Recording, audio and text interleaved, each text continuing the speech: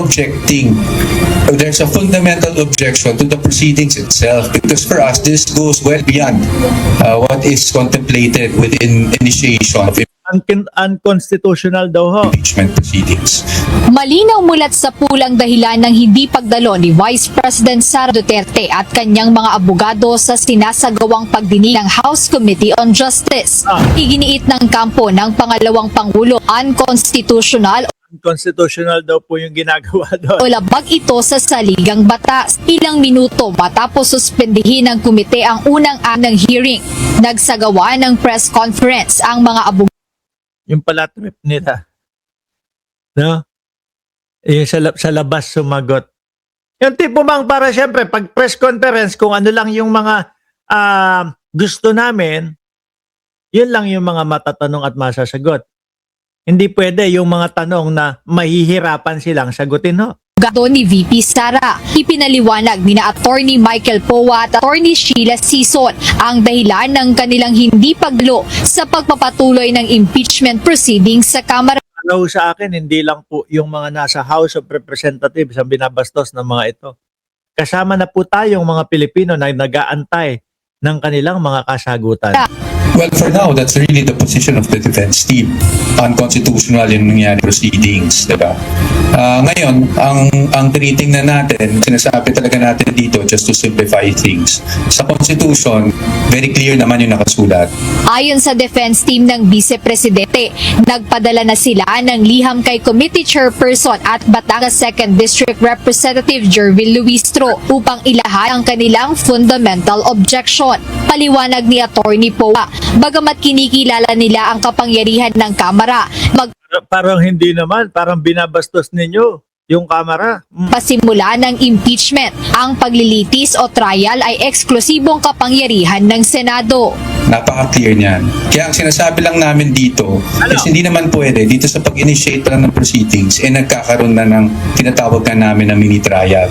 At again, kaklaruhin ko lang yung i-emphasize ko lang yung nasabi na ni Atty. Sheila. Hindi po sa amin ang galing yung term na mini trial.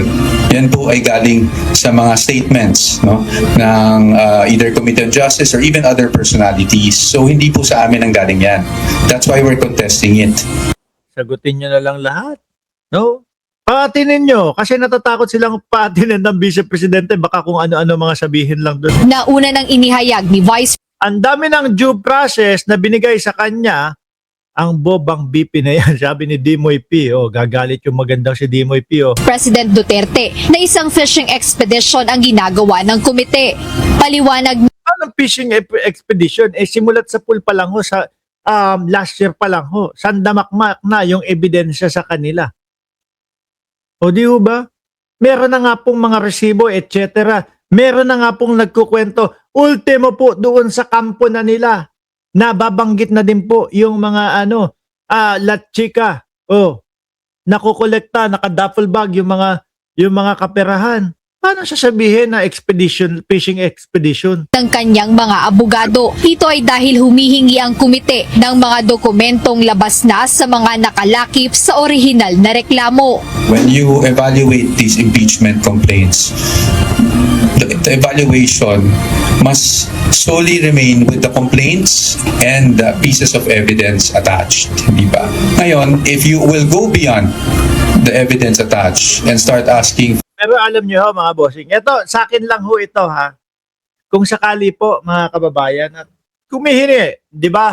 O si Mark Ramos, yung nandiyan sa sitwasyon na yan. Sabi ni Jordan G. Boss Mark, humihingi pa sila ng mga ibang dokumento pero hindi na parte nung nila no reklamo nila. Kung wala pa tinatago, sige bigay mo. Bigyan mo sila ng kopya, pakita mo sa kanila. No?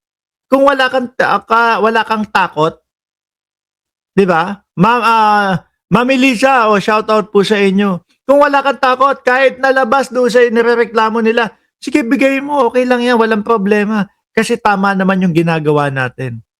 Di ba? Sila, ewan ko, takot na takot.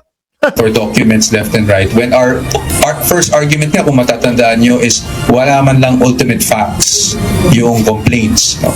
And then yung mga naka-attach na ebidensya, wala rin naman doon na nagsasabing o nagpapatunay na may krimen na kaagad na nangyari. And so if you go beyond that, that is what we're saying na fishing expedition. No? Malamang yun na rin ang pinaparating ng ating Vice Presidente. Ayon kay Attorney Sison, handang humarap ang Vice Presidente Biglang handang humarap. Saan? Sa tamang panahon. Tapos, ang gagawin nila, puro teknikalidad para hindi matuloy yung impeachment. Nako, alam na namin, basa na namin yan. sa pagliliti sa tamang forum. Oh, di ba?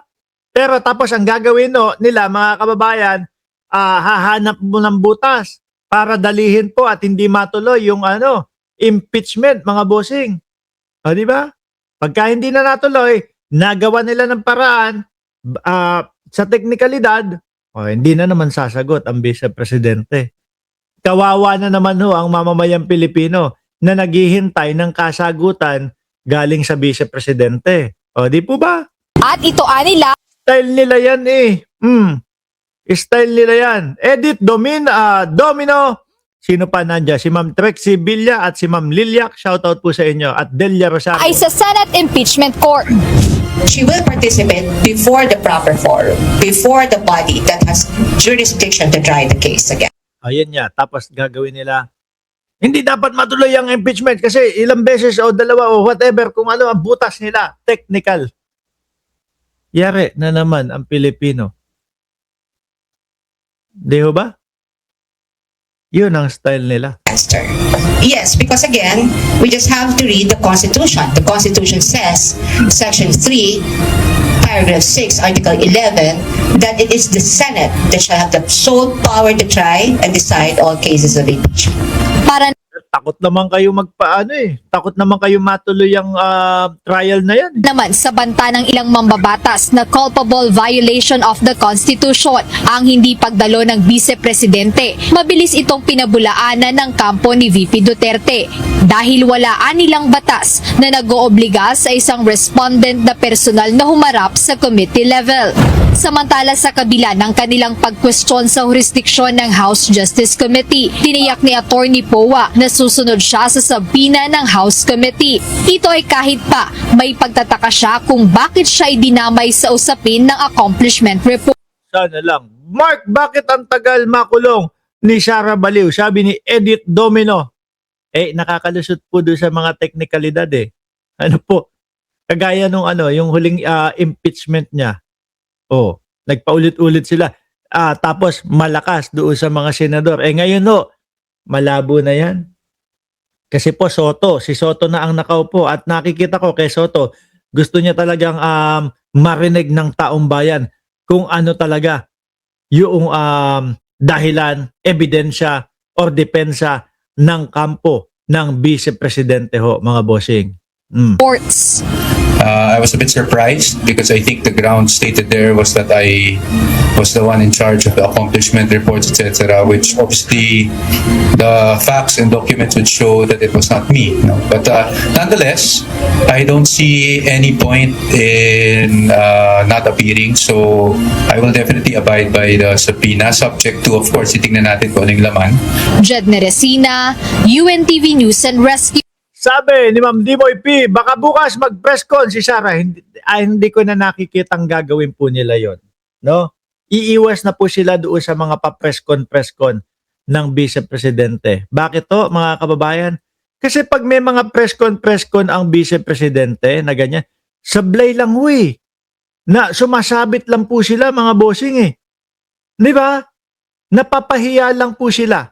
Kaya tingin ko, hindi na nila hahayaan na lalo na mag-isa lang ang Vice Presidente na magsasalita doon. Gusto niyo po ba ulit makarinig ng mga ipapapatay? Gusto niyo po ba ulit makarinig ng mga huhukay ng bangkay? Makakarinig na naman po tayo ng pugot ulo kasi hindi binigay yung relo? O di po. At kung magkaroon man, malamang wala namang kwenta at hindi naman din po patungkol doon sa impeachment niya yung mga sasabihin. Dahil ganun po yung mga huli nating narinig sa ating Vice Presidente. O ngayon mga boss, ako'y magpapaalam na po. 2,500 na mga nanood ngayong araw, no, sa live views. Maraming salamat. Magsama-sama, magkita-kita ho tayo bukas ng umaga, alas 10 ng umaga, Pilipinas time. Ulitin ko ho, maraming salamat and God bless po sa ating